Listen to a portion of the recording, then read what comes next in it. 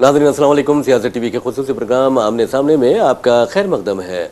मैं मोहम्मद रियाज अहमद। नाज़रीन, आप अच्छी तरह जानते हैं कि हम इस प्रोग्राम के ज़रिए गैर मामूली एक्स्ट्राऑर्डिनरी जो पर्सनालिटीज़ होते हैं उन्हें मदऊ करते हैं, आपके सामने पेश करते हैं, उनके ख्यालात से आगाही हासिल करते हैं, रहनुमाई हासिल करते हैं। हम अपने प्रोग्राम में ऐसी शख्सियतों को मदऊ करते हैं जिनका ताल्लुक सियासी शोबे से होता है, या फिर आप देखेंगे कि मुसव्विर भी हमारे प्रोग्राम का हिस्सा बनते हैं, शायर और अदीब भी हमारे प्रोग्राम का हिस्सा बनाए जाते हैं। इसी तरह आप देखेंगे कि खिलाड़ी और साइंसदान जो होते हैं, साइंटिस्ट जो होते हैं, माहिर नफ्सियात भी होते हैं जिन्हें हम अपने प्रोग्राम का हिस्सा बनाते हैं। लेकिन आज जो शख्सियत हमारे दरमियान मौजूद है, जिसे हमने आज मदऊ किया है, वो कोई मामूली शख्सियत नहीं है, गैर मामूली शख्सियत है और जिनका माशरे पर, समाज पर बहुत ज़्यादा असर है। आप मेरी जो गुफ्तगू सुनकर समझ गए होंगे कि मेरी मुराद है डॉक्टर शाज़िया परवीन से। हैदराबाद की रहने वाली शाज़िया परवीन के बारे में हम बिला झिझक ये कह सकते हैं, पूरी जिम्मेदारी के साथ ये कह सकते हैं कि वो मल्टी टैलेंटेड है। न सिर्फ मल्टी टैलेंटेड है, कभी वो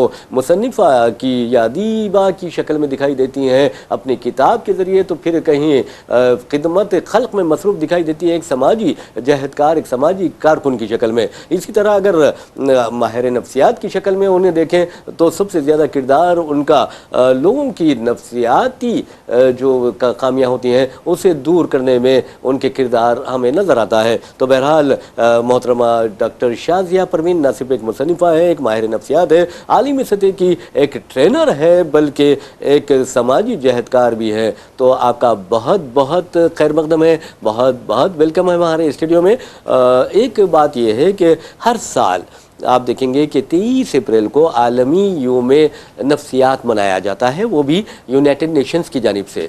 तो हमने सोचा कि क्यों ना इस मौके के लिए आपसे बेहतर शख्सियत हमें कोई नज़र नहीं आई, इसलिए हमने आपको मदऊ किया है। तो पहले आप बताइए कि नफ्सियात क्या होती हैं। पहले तो मैं आपका जज़ाकल्लाह खैर for having me. I am very grateful और मुझे ये Siasat is very special to me, क्योंकि मैंने बचपन से मेरे डैडी को देखा है सियासत को। सुबह का time we should not disturb, अबू को डिस्टर्ब नहीं कर सकते थे क्योंकि अबू सियासत पढ़ते होते थे। अच्छा, माशाल्लाह माशाल्लाह। जी, ही वाज लाइक सियासत पूरा पढ़ना है पापा को, और पूरा उसके ऊपर हमको डिस्कशन करवाते थे, और मम्मी को बोलते थे कि इनको उर्दू पहले से सिखाओ, पढ़ाओ, वरना फिर बाद में ये मसरूफ हो जाएंगे एंड देन ये लोग हमारे हाथ आने वाले नहीं। बहुत खूब। तो आई थिंक सियासत is such A special thing for me. तो मैं आपका शुक्रिया अदा करना चाह रही हूँ, जज़ाकल्लाह खैर। This is a very special moment for me, क्योंकि Siasat has a very good place in the society. अल्हम्दुलिल्लाह आप लोग बहुत अच्छी अच्छी चीज़ें, you are a bridge between people and I think our issues, societal issues. तो आप लोग उजागर करते हैं, उसको हाईलाइट करते हैं और हमारे लोग उससे इस्तेफादा करते हैं। So I am very very thankful to you. शुक्रिया, बहुत बहुत जज़ाकल्लाह खैर। And now moving on to आपका क्वेश्चन के साइकोलॉजी से कैसे हम इस्तेफादा कर सकते हैं। है क्या साइकोलॉजी? है क्या psychology? So I think psychology एक ऐसी चीज़ है कि अगर हम ना समझे ना, तो हमको रियल रूट ही नहीं मालूम कोई भी चीज़ का। अच्छा। मतलब अगर हम कोई भी चीज़ अप्रोच करते हैं, पहले हमको माइंडसेट समझना होता है। कोई भी चीज़ हो, चाहे अब मैं ट्रेनिंग कर रही हूँ, चाहे जो भी चीज़ मैं करूँ, तो पहले मुझे जानना होता है कि ये है क्या चीज़, उसके अंदर तह तक जाकर उसको मालूम करना पड़ता है कि ये चीज़ में अगर मुझे महारत हासिल करना है तो करना क्या है। तो I think to answer your question, अगर हम हर चीज़ की साइकोलॉजी समझ ले, जो भी हम करते हैं, तो आपने बताया मैं ये करती हूँ, मैं वो करती हूँ एंड एवरीथिंग राइट, जो मैं इतनी चीज़ें कर पाई बिकॉज मैं चीज़ों को सुपरफिशियल लेवल पे नहीं समझ के उसकी साइकोलॉजी समझना शुरू कर दी। तो आई थिंक अगर हम ऐसे ही हर चीज को अप्रोच कर सके तो we can do so much in life. कि अगर हम हर चीज की साइकोलॉजी समझें, कि मतलब फॉर एग्जांपल मैं देती हूँ आपको कि अगर जॉब की बात हो, कि लोग मुझसे अक्सर मेरे स्टूडेंट्स पूछते हैं कि मैम कैसे जॉब लेना है, तो मैं उनको ये बोलती हूँ कि आपको जॉब जब तक नहीं मिल सकती जब तक आप एम्प्लॉयर के जैसे नहीं सोच सकते। आप एम्प्लॉय के जैसे जब तक सोचेंगे आपको जॉब नहीं मिलेगी, क्योंकि you are focusing only on yourself. आप ये देखिए कि आगे वाले को क्या जरूरत है और आप उसको कैसे कन्विंस कर सकते हैं कि you are the right person for him. तो उसमें साइकोलॉजी जरूरत होती है। When we are treating patients in our clinic, जब साइकोलॉजी की जरूरत है। सोशल एक्टिविज्म में to understand where is this root problem coming from, उसमें साइकोलॉजी, तो आई डोंट नो कि स्कूल्स में क्यों नहीं पढ़ाते साइकोलॉजी, बट आई फील के students should really be aware of psychology and behind everything हमको उसका माइंडसेट पता होना चाहिए। बिल्कुल, आपने सही कहा है। नाज़रीन, आपको बता दूं कि जहाँ तक डॉक्टर शाज़िया परवीन का सवाल है, ये एलिवेट कंसल्टेंसी जो है उसकी सोशल इंटरप्राइज है ये, तो उसकी सीनियर डायरेक्टर भी हैं, और बच्चों की जो काउंसलिंग होती है, ख़ास तौर पर नफ्सियाती तौर पर जो बच्चे मुतासिर होते हैं, ख़वातीन मुतासिर होते हैं, तो उनकी काउंसलिंग भी ये करती हैं। तो डॉक्टर साहिबा, एक सवाल हम ये कर सकते हैं आपसे, चूँकि आप माहिर नफ्सियात हैं, तो आप ये बताइए कि नफ्सियाती जो आर्ज़े होते हैं या बीमारियां होती हैं या कैफियत होती है या नफ्सियाती मसाइल जो होते हैं, उससे ख़वातीन ज़्यादा मुतासिर हैं या मर्द हज़रात ज़्यादा मुतासिर हैं?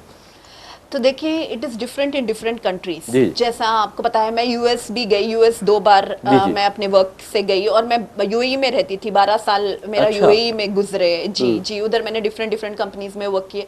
तो जब तक उधर थी मैं, रियाज भाई, तो ऐसा था कि मुझे दुनिया रियल क्या दुनिया है मुझे पता ही नहीं। क्योंकि हम अपना काम करते, फिर घर आते, and everything, you don't know what's going on in the world. Maybe थोड़ा बहुत न्यूज़ पढ़ लेते हैं, that is what we do.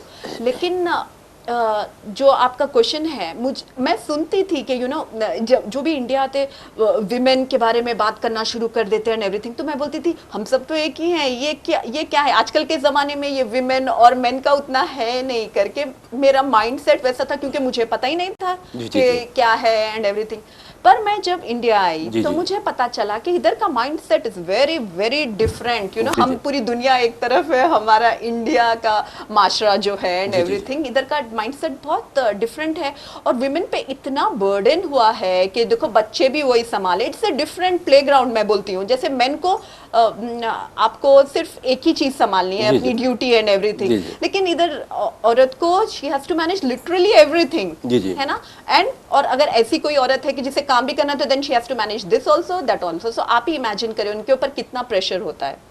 और विमेन ऐसे होती हैं कि उनको हर चीज सही करना है, बच्चों को देख रहे तो भी बच्चों को, तो उनको कितना सपोर्ट की आप जरूरत दे सकते हैं, क्योंकि यू कैन नॉट से कि only women is responsible for the house, right. आपको चाहिए कि आप लोग पूरा ऐसा एक एनवायरनमेंट बनाए जिधर बच्चे भी कंट्रीब्यूट करें, हस्बैंड भी कंट्रीब्यूट करे, और पूरी फैमिली का ओनर्स हो। तो इसीलिए आई थिंक, क्योंकि ये थोड़ा माइंडसेट बना हुआ है कि विमेन अगर पकाना है तो विमेन है, अगर मैनेज करना है हाउस होल्ड चोर्स तो विमेन है, और जितने भी कुछ इश्यूज आते हैं बच्चे में, तो भी पर्सनालिटी को देखना और समझना, आइडेंटिफाई करना, प्रिवेंटिव स्टेप्स करना, ये सब विमेन के ऊपर है। But actually it's a collective thing, right. अगर आप बाहर देखें तो ऐसे ही होता है, हर कोई काम भी करता है एंड हर कोई कंट्रीब्यूट भी करता है घर में।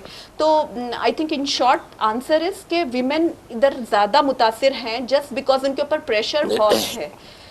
जी, आपने बिल्कुल सही कहा है, बहुत ही प्यारी बात आपने कही है। वैसे भी नाज़रीन, आपको बता दूं कि जहाँ तक ख़वातीन का सवाल है, ज़हनी दबाव का शिकार बहुत ज़्यादा ख़वातीन होती हैं, लेकिन हम डॉक्टर साहिबा से यानी डॉक्टर शाज़िया परवीन से ये सवाल करते हैं कि आज अगर आप देखेंगे कि ख़ुद हमारे अपने घरों में भी हम देखते हैं कि हम इस्लाम के मानने वाले होने के बावजूद भी, हालांकि प्यारे नबी सल्लल्लाहु अलैहि वसल्लम ने बेटियों की फजीलत जिस अंदाज में बताई है वो बहुत बड़ी फजीलत है। तो आप अंदाज़ा कीजिए, उसके बावजूद भी हमारे घरों में आप नहीं समझती कि लड़कों और बेटियों में ज़रूर कुछ ना कुछ इम्तियाज़ किया जाता है? बिल्कुल बिल्कुल, दैट इज वेरी सरप्राइजिंग और बहुत डिसअपॉइंटिंग है वो चीज़, क्योंकि यही मैं आपको बता रही थी कि ये चीज़ उधर नहीं थी, जैसे कि दुबई में और दूसरे कंट्रीज में ये कॉन्सेप्ट है ही नहीं। लेकिन जब मैं इधर आई तो देखी प्लेग्राउंड में सिर्फ बच्चे खेल रहे हैं। जी जी जी।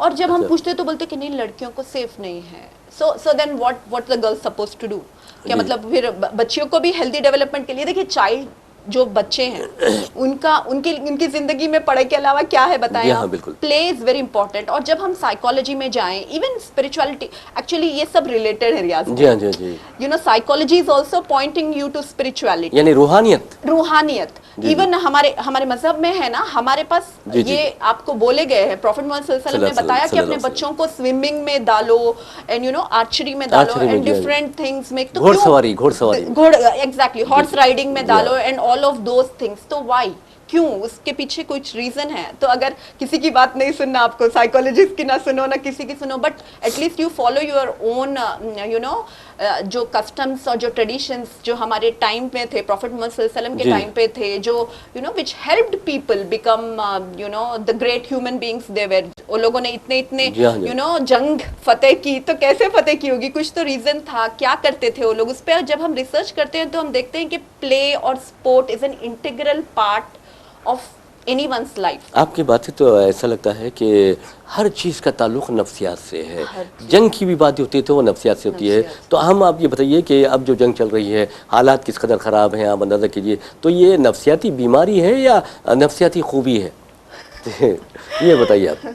जी, पहले तो ये बहुत सैड चीज़ है क्योंकि it's such A painful thing जब आप देखते हैं, और आप देख रहे हैं आजकल असर हर जगह महसूस किया जा रहा है ना। बिल्कुल बिल्कुल। एंड और हमको यू फील गिल्टी कि हम कैसे अपने लाइफ में मसरूफ हैं, उधर इतने लोग क्या क्या हो रहा है उनके साथ। जी जी। तो आई थिंक ये हमारे लिए, हमारी पूरी सोसाइटी के लिए, माशरे के लिए बहुत बड़ा लेसन है कि हम क्या कर सकते हैं ताकि ऐसी जंग, एक्चुअली टू बी रियाज भाई, अभी तो आप देख रहे हैं कि उधर हो रही है जंग, लेकिन मैं आपको एक बात बोलती हूँ कि ऐसी जंग इधर हमारे माशरे में चल रही है। जी, नफ्सियाती जंग माशरे में चल रही है। क्योंकि जब मैं साइकोलॉजी में, जब मैं क्लिनिक नेशनल, हम लोग निपिड में इंटर्नशिप करते हैं, नेशनल इंस्टीट्यूट, उधर पूरे किस्म के लोग आते हैं, केसेस आते हैं हमारे सामने।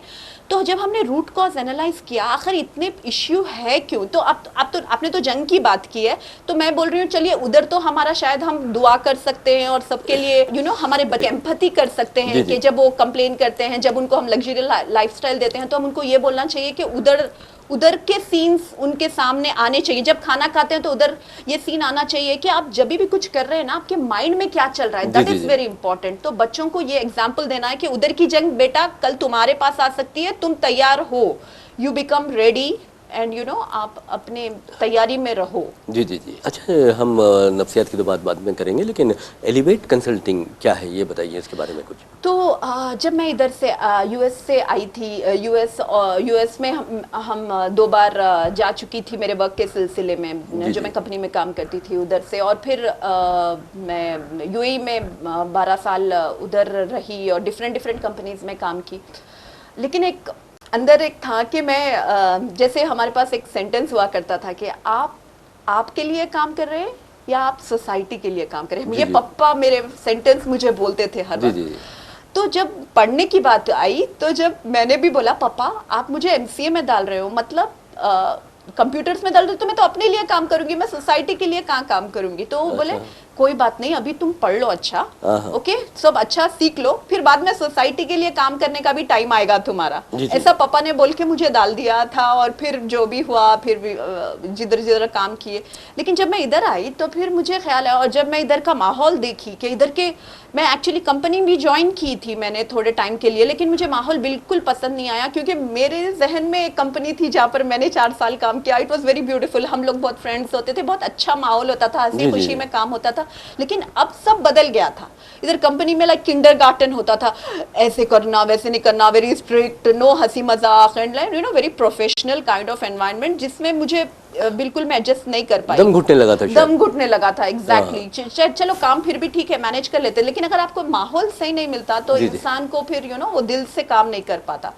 तो फिर मैंने बोला कि how can I change this, और उस ज़िमन के चलते मैंने सोचा था कि अब मैं एनएलपी करी। NLP is neuro linguistic programming, something related to mindset. वो मैंने ऑलरेडी जब दुबई से इधर आती जाती थी जब मैंने कर दिया था। फिर मैं जब अपनी जॉब चेंज करना चाह रही थी तो मैंने कोचिंग ली, डिफरेंट कोचिंग ग्रुप्स ज्वाइन किए। मैं हर जगह से सीखती थी, डिफरेंट कोचिंग ग्रुप्स ज्वाइन किए। और जब मैंने एक छोटा सा सेंटर खोला जिसमें मैं कोचिंग दूं, कंसल्टिंग दूं, काउंसलिंग करूं, तो हुआ ये कि इसमें क्या होता है रियाज भाई कि हम ग्रोथ कैसे, अब एक पर्सन स्टक है, जैसे उसको जॉब नहीं मिल रही थी तो उसको कैसे अनस्टक करना है वो सब बताते थे, राइट, कैसे उसको अच्छी जॉब मिल सकती है एंड एवरीथिंग।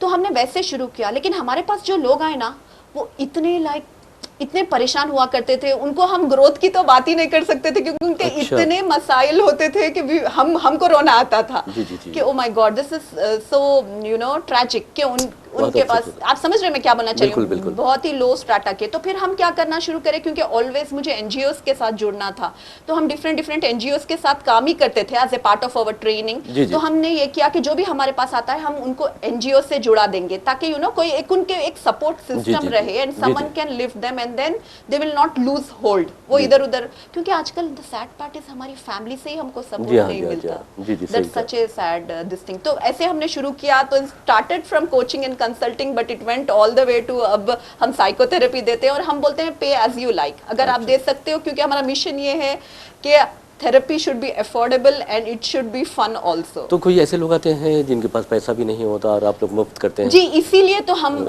हमारा मॉडल ही है, क्योंकि मैं जब इधर इंडिया में आई थी आफ्टर 12 इयर्स। कहाँ पर है इसका दफ्तर? जी सॉरी, दफ्तर कहाँ पर है इसका? जी सोमाजीगुड़ा में। अच्छा, अच्छा, सोमाजीगुड़ा में है। और जब मैं आई थी तो मैं खुद काफ़ी मसले मसाइल से गुजरी थी। और हमारे कोचिंग में एक कॉन्सेप्ट है कि आप कौन से मसले से गुजर रहे हो, कि हेल्थ के मसले से या फाइनेंस के मसले से और क्या रिलेशनशिप के मसले। तो रियाज भाई मैंने हर मसला देख लिया। अच्छा, माशाल्लाह। मैंने बोला तो मैं तो बहुत अच्छी एग्जाम्पल बनूंगी, क्योंकि मेरी हर चीज में मुझे मसला हुआ था, यानी सामना करना पड़ा आपको मसाइल का। हाँ जी। तो बहन नाज़रीन, आपको बता दूं कि जहाँ तक डॉक्टर शाज़िया परवीन का सवाल है, इनकी जो एलिवेट कंसल्टिंग है उसको 1 नहीं 2 नहीं बल्कि 3 मरतबा हमारी मरकज़ी वजारत दाखिला ने आर्म्ड फोर्सेस यानी मुसल्लह अफवाज हैं और सीनियर DGPs हैं, उनको ट्रेनिंग देने के लिए और फिर लीडरशिप कोचिंग के लिए मदऊ किया। ये बहुत बड़ा एजाज़ है। और ख़ास तौर पर हैदराबाद की एक बेटी इस तरह के इक़दामात करती है और ख़ुद को साबित करती है माहिर नफ्सियात के तौर पर और लोगों की खिदमत करती है, तो ये बहुत बड़ी बात है। लेकिन एक सवाल ये पैदा होता है कि आज जो सबसे बड़ा मसला है, आप मुस्लिम माशरे की अगर बात करेंगे, हो सकता है ये मसला क्या है आप ही बता सकती हैं कि तलाक़ और खुला के जो यानी वाक़यात हैं, शरह जो है, रेशियो है, वो बहुत बढ़ता जा रहा है। तो वजह क्या है? क्या इसमें लड़कों का कसूर है या लड़कियों का कसूर है, या फिर ये दोनों का नफ्सियाती तौर पर मसाइल से दो चार होने का कसूर है? बहुत अच्छा क्वेश्चन किया आपने रियाज भाई, क्योंकि ये इसमें किसका कसूर है? जी, ये पूरे सिस्टम की एक चाल है ये। अच्छा। ये पूरा ये किया जा रहा है, ये फैब्रिकेट जाल है ये। एग्जैक्टली इसीलिए तो आप बोल रहे ना, मैं सोशल एक्टिविज्म में क्यों सोशल एक्टिविज्म में आई, क्योंकि मैं तो साइकोलॉजी से लोगों की हेल्प करना चाह रही थी। लेकिन मुझे पता चला कि this is beyond us, meaning ये चीज हम ऐसे ही नहीं सॉल्व कर सकते कि साइकोलॉजी को आ गए, हमने दवा दी और उनको। ये डीप रूटेड प्रॉब्लम है। जैसे कि आप देखेंगे ये रिलेशनशिप इश्यू, ये बहुत ही ज्यादा कॉमन हो गया है। तो इफ यू आस्क मी कि क्यों कॉमन हो गया है, क्यों हो गया है? जी मैं ये बताती हूँ। आप देखें पहले जमाने में ना हमको इतने ऑप्शंस नहीं होते थे। आजकल लोगों को क्या लगता है कि मेरे पास बहुत ऑप्शंस हैं, क्योंकि इतने एप्स आ गए हैं, इतना, और लोग ट्रेंड्स फॉलो करना शुरू कर दिए। नए रुझानात। हाँ, नए रुझानात। ये कौन, आप अगर देखें, आप रूट कॉज में जाएं, तो मैं आपको एक एनोलॉजी देती हूँ। जैसे आप, अब ये चीज है, अब आप इसको कोई साइड से देखो आपको अलग दिखती है, एक साइड डिफरेंट साइड से आपको चीज डिफरेंट दिखती है। लेकिन तो मैं बोलती हूँ कि हैव ए 360 डिग्री व्यू। तो आप वही चीज को अगर ऊपर से देखते हो तो मतलब ये सब चल रहा है, आप देखें इसको ऊपर से तो आपको ये रियलाइज होगा ये सब क्रिएटेड है। अच्छा, मतलब ये हमारे आजकल जैसे हमारे पैदा करता है, मौलाना स्कॉलर्स बोलते हैं हमारे कि जो हमारे बीच में पीस नहीं है, राइट? हम लोग फाइट कर रहे हैं और बहुत सारे, खाली यही नहीं, बहुत सारे मसले मसाइल हैं। ये एक्चुअली इनकी रूट कॉज ये है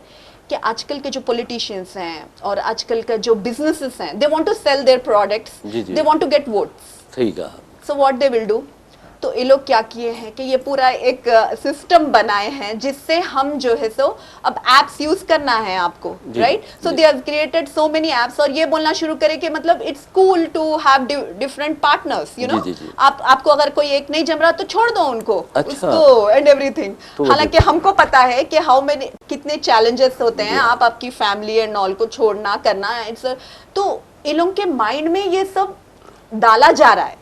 So it's all like a thing जो है, ये जाल बनाया जा रहा है कि फैमिलीज में एक दूसरे को it's okay to look somewhere, किसी और को देखना इज ओके। बच्चों को ये बोलते हैं कि ओके फैमिली के साथ नहीं रहना, ओके आप आपके फ्रेंड्स के साथ रहो एंड एवरीथिंग। तो ये पूरा जो है सिस्टम करप्ट हो रहा है, जिसको हमको मिलकर अटैक करना है, तो ही हम इसका प्रॉब्लम सॉल्व कर सकते हैं। कहीं ना कहीं मुझे ऐसा लगता है कि आपको भी लगेगा, मैं समझता हूँ कि हम रूहानियत से दूर हो गए। एग्जैक्टली। तो वही पॉइंट है कि अभी आप साइकोलॉजी जब आप फिक्र में रहते हैं ना कि ये मसला हो क्यों रहा है आखिर, तो जब हम साइकोलॉजी में जाते हैं तो ये पॉइंट मिला है हमको कि psychology is also pointing to spirituality.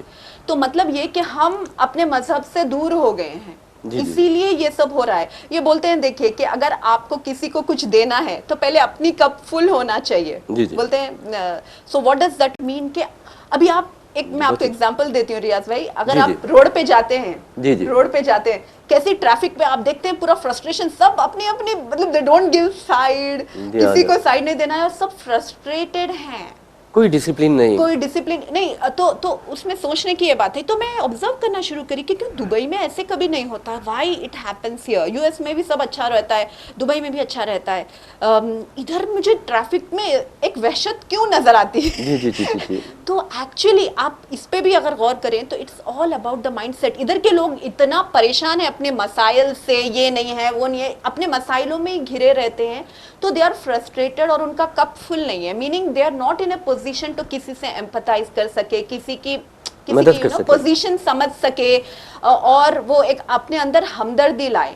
तो आजकल का माहौल समहाउ ऐसा हो गया है कि हम हर कोई परेशान है अपने मसाइल को लेकर। तो इन दिस सिचुएशन और ज्यादा जरूरत है कि हम अपने लिए थोड़ा टाइम निकालें और हम अपने माइंड को थोड़ा काम करें। It can be any way, मतलब different people will do it in different way. You can do yoga, meditation, you can do, अगर हम रियली अपने प्रेयर्स से कनेक्ट करें ना, सिर्फ प्रेयर्स के टाइम को अगर से देखिए, हमारे पास तो पांच बार है, 5 बार क्यों है वो, देयर इज अ रीजन, क्योंकि हमको अच्छा होना है, तहारत करके यू बिकम, बॉडी भी आपकी सही होना है, फिर माइंड भी सही होना है करके। हमारे पापा हर वक्त बोलते थे हम सिर्फ नमाज पढ़ रहे हैं लेकिन उसका मैसेज कैरी नहीं कर रहे हैं। बहुत अच्छी बात आपने कही। वैसे भी नाज़रीन, आपको बता दूं कि प्यारे नबी सल्लल्लाहु अलैहि वसल्लम का इरशाद मुबारक है, पाकी आधा ईमान है।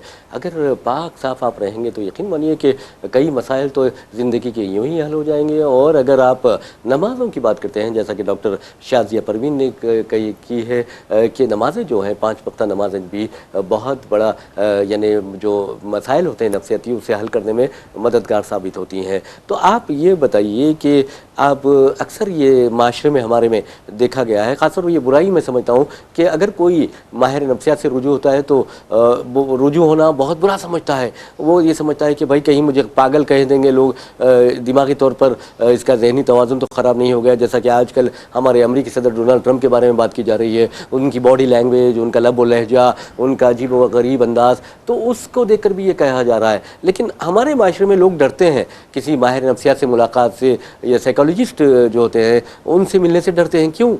रियाज भाई, आपने बड़ा रिलेवेंट क्वेश्चन किया। एक्चुअली मैं भी डरती थी, लेकिन मैं दवाओं से डरती थी, क्योंकि मुझे मेरे एक्सपीरियंस में मैंने सुना, जो मेरे आसपास के लोग हैं जो वो लोग ने दवा यूज की, और कभी कभी क्या होता है कि दवा कभी तो अच्छी काम कर जाती है लेकिन कभी क्या करती है you don't know, because they affect your mind and then they want, it can relax your mind, it can work out the other way also, कभी कभी कुछ हो जाता है। तो मैं दवाओं से डरती थी, लेकिन इसलिए मैंने साइकोलॉजी चुना, not psychiatry. Psychiatry is like दवा एंड एवरीथिंग, तो you stay away from medicines, but then psychology is nothing ना। तो मैं ये बोलती हूँ कि बुरा से बुरा क्या होगा, बुरा से बुरा क्या होगा, आप एनीवे प्रॉब्लम में तो हो ही हो। तो if you are finding out help, और बोलते हैं ना, if you are doing the same thing and expecting a different result, then it does, आप एक ही चीज कर रहे हो लेकिन आपको रिजल्ट दूसरा चाहिए, कैसे होगा? तो कुछ तो आप नया ट्राई करोगे तो आपको नया रिजल्ट मिलेगा। जब मैं I was going through a very bad time, अगर मैं हेल्प नहीं लेती होती तो आज आपके सामने नहीं बैठी होती। बहुत अच्छी बात ये, बहुत मैं समझता हूँ कि गिरते हैं शहसवार ही मैदान जंग में। जी एग्जैक्टली। किसी ने मुझे पूछा, मेरे स्टूडेंट्स काफी है बहुत, तो उनके साथ तो क्लोज हो जाती हूँ, they are like my friends and everything. बहुत अच्छी बात है। जी क्योंकि आई फाइंड, क्योंकि मैं अपने यंग पर्सन को देखती हूँ, जब मैं यंग थी, मुझे भी अगर कुछ अच्छी गाइडेंस मिल जाती तो मैंने काफी टाइम निकाला ना अपनी पसंद की जॉब ढूंढने and everything and all that. अगर हमको ये गाइडेंस मिल जाती तो आई थिंक हमारे टीनेजर्स इतना फ्रस्ट्रेटेड नहीं रहेंगे, they are in relationship problems and everything। अगर उनको एक सही डायरेक्शन मिलता है तो I think it can B a great help for them. बहुत अच्छी बात कही है। बहरहाल नाज़रीन, जहाँ तक हमारी प्रोग्राम की रिवायत रही है, अपने मेहमान से अपने प्रोग्राम के आखिर में एक मैसेज लेते हैं, और मैं समझता हूँ कि आज हम डॉक्टर शाज़िया परवीन को नहीं छोड़ेंगे मैसेज लेने तक, क्योंकि मैसेज लेना बहुत ज़रूरी है, क्योंकि ये नफ्सियात का सवाल है। और मैं चाहूँगा कि डॉक्टर शाज़िया परवीन हमारी जो बहनें हैं, हमारी जो बेटियाँ हैं, हमारी जो माएँ हैं, उनको ख़ास तौर पर मैसेज दें। जी मैं तो काफी चीजें बोलना चाह रही थी, लेकिन अगर एक ही मैसेज आप मैसेज में बोलिए। जी मैं ये बोलूंगी कि अभी घर में देखिए, आप रेगुलर घर में ये होता है, typical seen in a house ये होता है कि माँ, आप जैसा बोल रही थी, लेडीज के ऊपर बहुत प्रेशर होता है, तो वो लोग ना they don't mean any bad, लेकिन वो लोग हर वक्त बोलते रहते हैं कि ये करो वो करो and everything and all that करके एक माहौल जो है ना बहुत ही मैकेनिकल हो जाता है। बच्चे नहीं सुनते होते बात, फिर वो फ्रस्ट्रेट होते हैं, क्योंकि ये खुद मेरे साथ होता था। मैं घंटे घंटे खिलाती थी बच्चों को, अच्छा। मुझे समझ नहीं आता था कैसे खिलाऊं and everything and all that. लेकिन अब मैं साइकोलॉजी क्योंकि समझ गई हूँ, तो मैं ये बोलूंगी उनको कि आप कुछ ट्राई करें फॉर एवरी प्रॉब्लम। जैसे कि खाने का बच्चा नहीं खाता, तो आप उसको ना थोड़ा भूखा रखें, थोड़ा अपना दिल घट करे। जैसे हम आपको प्रैक्टिकल एग्जांपल देती हूँ मैं, जैसे कि हम रोजा रखते हैं, उसके बाद हमको खाना कितना अच्छा लगता है तो बच्चे के दिल में खाने के लिए मोहब्बत आनी चाहिए, वैसे कुछ तरकीब करें आप, और ऐसे चीजें उसको सराउंड करें कि वो खुद से उठाकर खाए। टू स्टार्ट विथ ऐसे ऐसे चीजें खाए, और उसके खाने के लिए बिग डील मत बनाइए। तो उसको लगेगा oh I can they want me to eat, तो फिर वो डिमांड दिखाएगा। आप एकदम उसको छोड़ दें, थोड़े दिन के लिए छोड़ दें, यकीन माने, क्योंकि बच्चों को जब खुद से खाने का होता है ना, वो एक है बहुत अच्छी एनोलॉजी है कि एक राजा को भूख नहीं लगती, पता होगा आपको, लाइक वेरी फेमस। तो उसको वो एक आदमी बोलता है कि आपको भूख लगाऊंगा मैं, और उसको इतना चलाता है और फिर दाल और चावल देता है, तो वो बोलता इतनी टेस्टी है, क्योंकि उनको भूख ही नहीं लग रही, आप खिलाते जा रहे हो, तो वो आपको तंग करेंगे। तो आपको you have to attack the root problem of every cause। तो अगर बच्चे नहीं खाते तो you can try something different, कि ऐसे उनको खाना नहीं दीजिए, और एकदम आप बताइए नहीं, 2-3-4 दिन उनको कुछ नहीं बोलिए, तो वो लोग बोलना चाहिए अरे मम्मी को क्या हो गया कुछ नहीं बोल रहे, पापा को क्या हो गया, कुछ नहीं बोल रहे। तो फिर वो खुद अट्रैक्ट होंगे, फिर आहिस्ता आहिस्ता उनको जो बॉडी की जरूरत रहती है वो खुद ही आहिस्ता आहिस्ता वो हो जाएंगे। This is one thing. और सेकंड, डिजिटल का अभी जो सब में बड़ा मसला चल रहा है, तो मैं बोलती हूँ अभी क्या हो रहा है, बच्चे और पेरेंट्स में कॉन्फ्लिक्ट हो जा रहा है। आप देख रहे हैं ना आजकल न्यूज क्या क्या आ रही है, news like you can't hear, ऐसे न्यूज आ रही है। तो अभी प्रॉब्लम ये हो रहा है, जैसा मैंने बोला, ये पूरा जाल है। अगर आप ऊपर से देखें तो Manu, it's not V versus children. बच्चे और हमको लड़ना नहीं है, हमको उनको ये समझाना है कि बच्चों देखो, ये जो भी आप इन्फ्लुएंसर्स को फॉलो करते हैं एंड एवरीथिंग, उनको भी कुछ पेमेंट मिलता है जिसकी वजह से वो लोग करते हैं, तो this is all their business.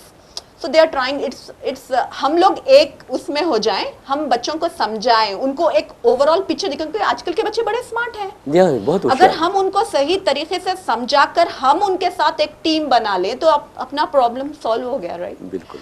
तो मैं वो बोलती हूँ कि डिजिटल के पीछे मत जाओ, बच्चों को कैसे क्लोज बनाना है, बच्चों के साथ प्ले करो। अभी देखिए डिवाइसेस उनको क्या क्या दे रहे हैं, एंटरटेनमेंट दे रहे हैं, रिवॉर्ड दे रहे हैं, कनेक्शन दे रहे हैं, वो हम कर ही नहीं पाते, क्योंकि मदर्स तो नैगिंग में लगे हुए हैं कि आप ये नहीं करते वो नहीं करते, तो बच्चे बोलते हैं अरे बाप रे, उनसे बचने में डिवाइसेस करता हूँ। तो घर में एक ऐसा माहौल के बच्चों को लगे वाओ ये तो बेटर देन डिवाइसेस है। अगर आप घर में उनको ऐसी कोई जगह आपने दिया क्या है उनको डिवाइसेस के अलावा जो वो कुछ और करेंगे, आपने उनको कोई अच्छा प्लेग्राउंड दिया, कुछ अच्छा फ्रेंड सर्कल दिया है, कुछ ऐसी चीज जिससे उनको एंटरटेनमेंट में मिले, वैलिडेशन भी मिले, कनेक्शन भी मिले, उनको ऐसा लगे wow this is very nice. अगर आपने दिया है तो फिर जब आप ऑटोमेटिकली वो डिवाइसेस छोड़ के दूसरी तरफ जाएंगे। जी जी जी, बहुत प्यारा मैसेज है मैं समझता हूँ। और इसी के साथ हम अपना प्रोग्राम आमने सामने अख्ताम को पहुँच जाते हैं। अपने मेज़बान मोहम्मद रियाज अहमद को इजाज़त दीजिए, इंशाल्लाह फिर मुलाकात होगी, फिर बात होगी। तब तक के लिए अल्लाह हाफिज़।